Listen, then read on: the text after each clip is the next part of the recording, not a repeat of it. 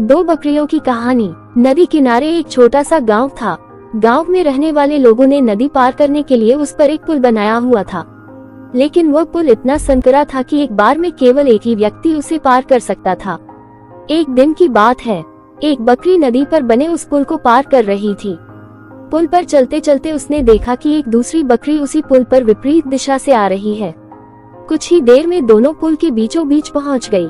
पुल को एक बार में केवल एक ही बकरी पार कर सकती थी, इसलिए दोनों बकरियां कुछ देर तक इंतजार करती रही कि सामने वाली बकरी पीछे हट जाएगी, लेकिन ऐसा नहीं हुआ। दोनों में से कोई भी अपनी जगह से नहीं हिली, बल्कि अकड़कर खड़ी रही।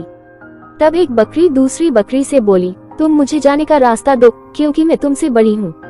इस बात पर दूसरी बकरी हंस पड़ी और बोली, होगी तुम मुझसे बड़ी, लेकिन मैं तुमसे कहीं ज्यादा ताकतवर हूँ। मैं तुमसे जल्दी ये पुल पार कर लूंगी, इसलिए तुम मुझे रास्ता दो। पहली बकरी बोली, मैं तुमसे बड़ी भी हूँ और ताकतवर भी, इसलिए हट जाओ। कुछ देर तक दोनों में इस बात पर बहस होती रही कि दोनों में कौन ज्यादा ताकतवर है। फिर बहस लड़ाई में बदल गई। दोनों अपनी सींगों से एक दूसरे पर वार करने लगी। धीरे धीरे उनकी लड़ाई बहुत बढ़ गई। परिणाम ये हुआ कि उनका संतुलन बिगड़ा और वे दोनों पुल से नीचे नदी में जा गिरी। नीचे नदी की तेज धार उनको बहा ले गई और अंततः दोनों मर गई। कुछ देर बाद दो और बकरियां विपरीत दिशा से उस पुल पर चलते हुए आए और बहस करने लगी कि कौन पीछे हटेगी और कौन दूसरे को रास्ता देगी।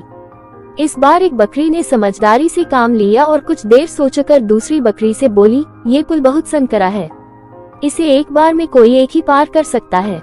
यदि हमने लड़ने की मूर्खता की तो नदी में गिरकर अपनी जान गंवा देंगी। इसलिए ऐसा करते हैं कि मैं पुल पर लेट जाती हूँ, तुम मुझे लंघ कर दूसरी ओर चले जाना। दूसरी बकरी को भी ये बात समझदारी भरी लगी। उसने पहली बकरी की बात मान ली। पहली बकरी पुल पर लेट गई और दूसरी बकरी उसे लंघ कर दूसरी ओर चली गई। इस तरह दोनों ने पुल पार कर लिया। सीख 1, गुस्सा और अहंकार बर्बादी की ओर ले जाता है।